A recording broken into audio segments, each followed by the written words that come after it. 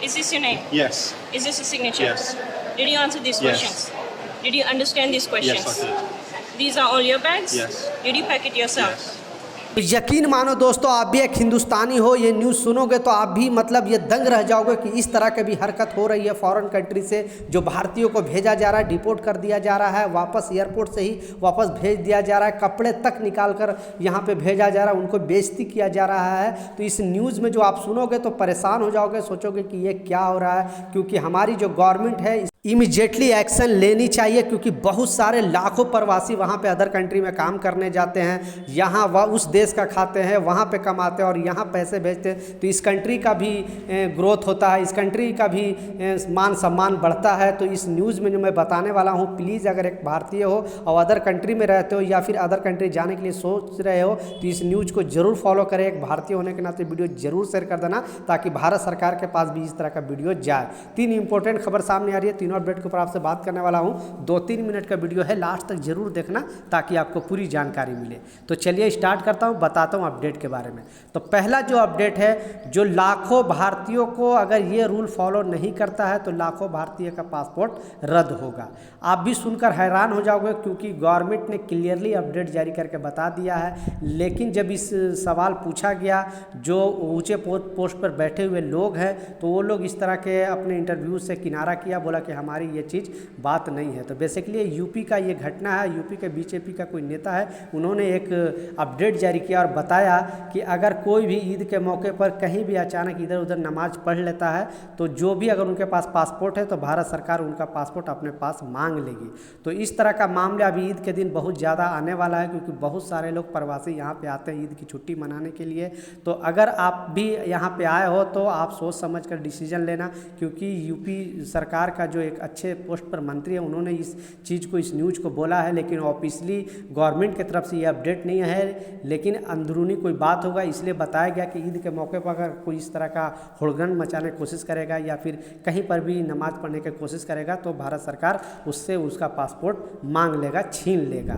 तो I don't know क्या होगा, लेकिन कुछ इससे रिलेटेड अपडेट आ गया तो मैं ज़रूर आपको अपने चैनल के माध्यम से बताऊँगा। पहला। दूसरा जो इम्पोर्टेंट अपडेट है, बहुत बड़ी खबर सामने आ रही है, क्योंकि आपको पता है कि जब से यूएस और मोदी गवर्नमेंट के बीच एक समझौता हुआ है कि जो भी इलीगल तरीके से रह रहे भारतीय यहाँ डिपोर्ट कर दिए जाएंगे, यहाँ पे रखे जाएंगे।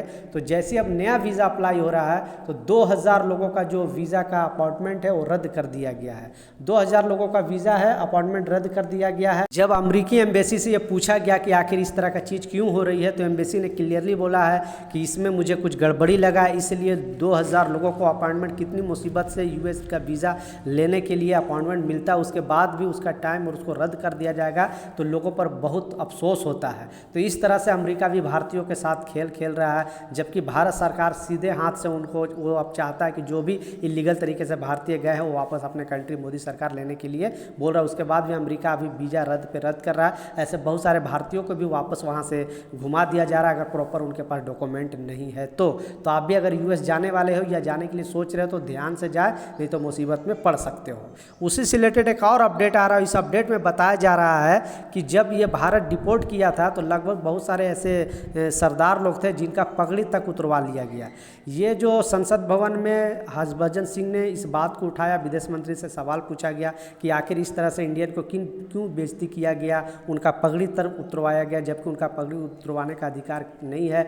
हर धर्म को अपना मानना जरूरी है, अपने हिसाब से रहना जरूरी है, फिर भी अमेरिका सेना ने इस तरह का चीज़ किया था।